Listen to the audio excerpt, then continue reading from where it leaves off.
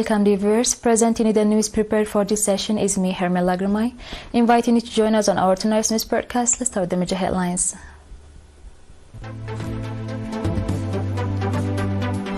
Eritrea participated in Russia-Africa conference.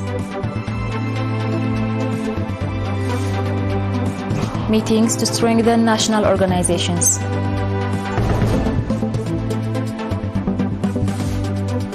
Erdogan says Turkey has no intention to further ties with Israel. And 4,000 illegal miners trapped underground in South Africa. On our domestic news, Mr. Petros Tsagay, Eritrea's ambassador to the Russian Federation, represented Eritrea at the first Russia-Africa conference held in Sochi, Russia on 8th and 9th November. Addressing the conference, President Vladimir Putin highlighted that African states are confidently gaining political and economical influence, affirming themselves as one of the significant pillars of the multipolar world order. He emphasized that the African nations are playing an increasingly important role in shaping the international community's decisions on key regional and global issues.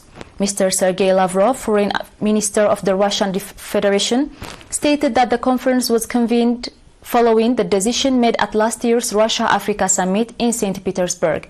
He explained that the aim is to expand political and trade relations between African countries and Russia. Mr. Lavrov also stressed that Russia places great importance on strengthening its traditionally friendly relations with African partners, emphasizing true equality, adherence to international law, and the absence of discrimination, coercion, or sanctions pressure. The conference was attended by 1,500 representatives from 54 countries, including 45 ministers. Meetings aimed at strengthening national organizations were conducted in South Sudan and Norway. At the meeting held on 9th November in Juba, South Sudan, Eritrea's ambassador to South Sudan, Mr. Johannes Mikael, called on all national organizations in the country to enhance their organizational capacity and unity and to actively contribute to the nation-building process. The meeting featured extensive discussions on the relationship between the embassy and the national organizations, the political, security, and economic conditions of Eritrean nationals in South Sudan, supporting for the families of martyrs, administration and development of the Eritrean Community School, and other related issues. The participants, expressing their commitment to contribute to national affairs, pledged to take responsibility for supporting 44 families of martyrs. In the same vein, Mr. Mohammed Ali Mohammed Said charged the affairs at the Eritrean Embassy in Scandinavian countries, and Mr. Yamana Gabrekidan, Head of Consular Affairs, conducted a seminar for nationals gathered from across Norway. The seminar focused on strengthening and expanding organizational capacity in the force front as well as consular services and related modalities. Mr. Mohammed Ali praised the Eritrean nationals in Norway, emphasizing that their success in overcoming challenges is a testament to the effectiveness of the force front programs. The participants, on their part, indicating that strengthening the force front is their timely responsibility and expressed conviction to strengthen organizational capacity and unity.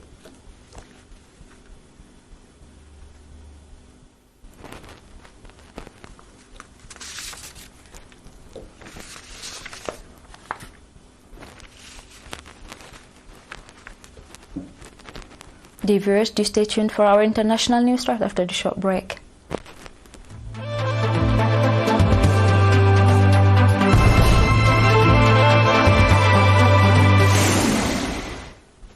Welcome back. Turkish President Recep Tayyip Erdogan said yesterday that Turkey has no intention to continue and develop ties with Israel. Ankara had no trade ties with Israel at the moment and no desire to develop them, Erdogan told a group of journalists on his flight from Azerbaijan to Turkey. We have cut trade and ties with Israel, period, he said. The Turkish government suspended trade with Israel in May in response to Israel's attack on Gaza. Erdogan has repeatedly condemned Israeli attacks in Gaza and called for a stronger international response to protect Palestinian civilians. Turkey has long expressed support for Palestinians, with Erdogan frequently highlighting this as a cornerstone of his administration's foreign policy.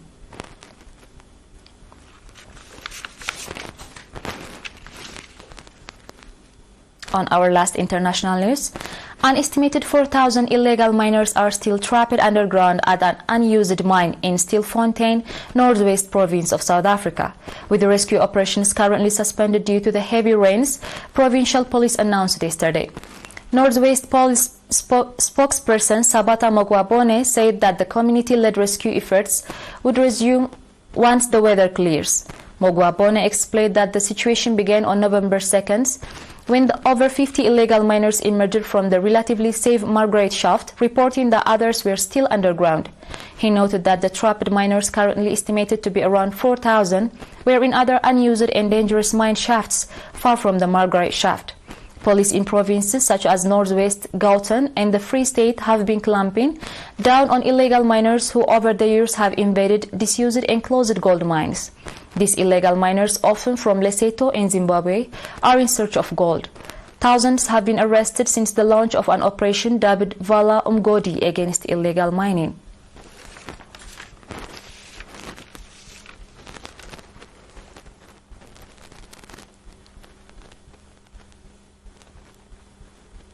Viewers, we are done with the news prepared for this hour, and now a recap of the major headlines.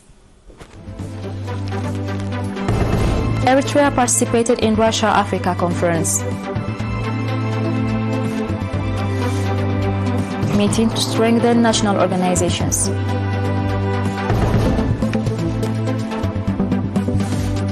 Erdogan says Turkey has no intention to further ties with Israel.